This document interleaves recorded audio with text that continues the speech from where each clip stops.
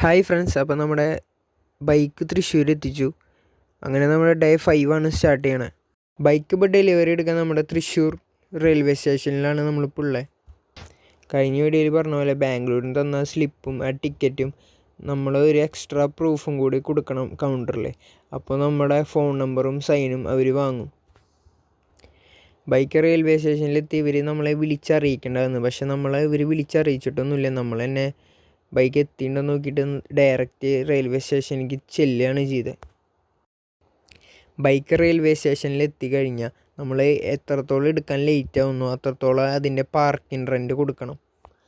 അങ്ങനെ ബൈക്ക് എടുക്കാനുള്ള പെർമിഷനും കാര്യങ്ങളൊക്കെ കിട്ടി. നമ്മൾ ആ പേപ്പറും കൊണ്ട് പോർട്ടറിൻ്റെ അടുത്തേക്ക് പോവുകയാണ്.